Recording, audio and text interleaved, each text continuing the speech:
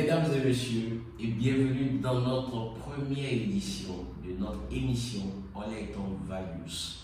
Cette émission qui vous permet de vous mettre en action dans l'accomplissement de vos objectifs de chaque jour. Aujourd'hui, nous allons voir les 5 manières de résoudre les crises managériales au sein de votre entreprise.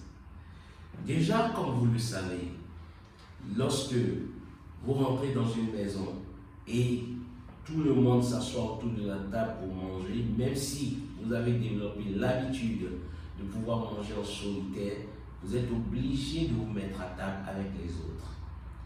Deuxièmement, lorsque vous qui sont les amoureux du football, dès qu'il y a échec, on n'accuse pas les joueurs, on accuse le coach. Peu importe ce que le coach peut développer comme stratégie en place. Un jour, l'un de mes collègues me racontait son histoire dans ce sens qu'elle travaillait dans un climat très morose. Ses collègues, ils ne s'échangent pas entre eux. Ils avaient des conflits, des méfiances, toute forme de conflits entre des autorités de l'entreprise, des personnes qui ont créé des clans. Et tout cela constitue ce qu'on vit souvent dans des entreprises. Et pour résoudre ces genres de conflits, première des choses, mettez en place un règlement intérieur. Il faudrait définir et instaurer des bons systèmes de gouvernance et de leadership. Ici, par exemple, à Oleton Organization, nous avons notre policy et tout le monde, que même y compris moi-même, je dois me soumettre à ça. Il n'y a pas une question de négociation.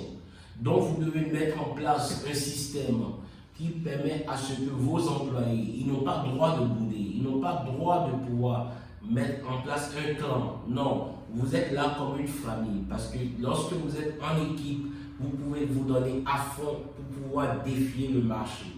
Ça, c'est un. Deuxième des choses, ne faites pas de fausses promesses.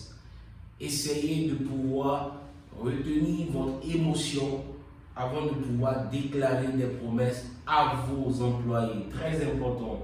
Parce que s'il y a conflit dans une entreprise, croyez-moi, la source, c'est parce qu'il y a eu une négligence, soit une conscience ou bien un type de management qui a été mis en place par le CEO ou la tête.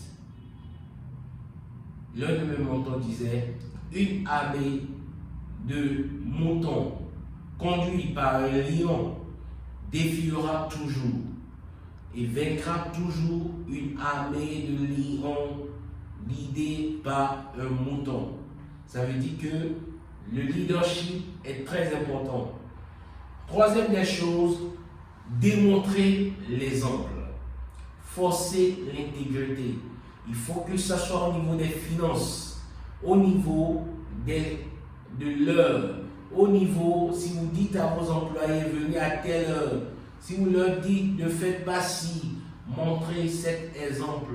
Dites-leur que oui, vous êtes d'abord cet exemple, afin que eux tous, ils sont obligés, qu'ils soient exécutifs, peu importe, directeurs, peu importe qui ils sont, de se plier à ce règlement, parce que ça donne du poids à cela. Quatrième des choses, gratifier sur le mérite, pas sur les émotions, pas parce que vous aimez telle personne ou telle personne. Non, gratifier sur le mérite et ceux qui ne sont pas en train de mieux faire, essayez de régler immédiatement le cas. Parlez-en, ne laissez pas des brins de questions ou bien quelqu'un a pu faire quelque chose, vous le laissez pour dire bon, on va voir. Non, réglez ça immédiatement, résolution immédiate, des décisions pratiques, pragmatiques, immédiates. C'est ce qui se passe par exemple à Oleton Organization. Cinquième des choses, prouver et démontrer l'humilité. Apprenez de ceux que vous avez recrutés. Apprenez et permettez-les d'apprendre. Montrez-les qu'ils ne sont pas juste là pour travailler, qu'ils sont là aussi pour ajouter à leur bagage. Des choses que ce soit au niveau personnel de leur vie, au niveau de leur de leur carrière de vie. C'est très important. Et des bonus que j'aimerais dire, évitez les comparaisons entre vos salariés.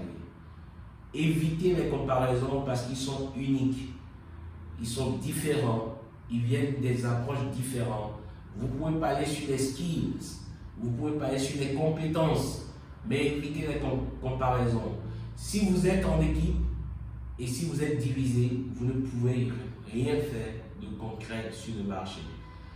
iPhone que vous utilisez, l'équipe qui a fait iPhone, ils étaient solidaires, ils ont travaillé ensemble, ils avaient cet amour pour l'un pour l'autre. Et cela a démontré ce cœur qu'ils avaient pour le produit et boum, sur le marché. Faites-en et vous ne serez pas déçus. Si vous avez besoin des conseils au niveau du managérial ou bien d'instaurer des systèmes de gouvernance et de management dans votre entreprise, faites-nous confiance à Orlight Organisation et ce sera un honneur, un privilège et une joie pour nous de collaborer avec vous. Mon nom est Timothy Sosa, je vous remercie.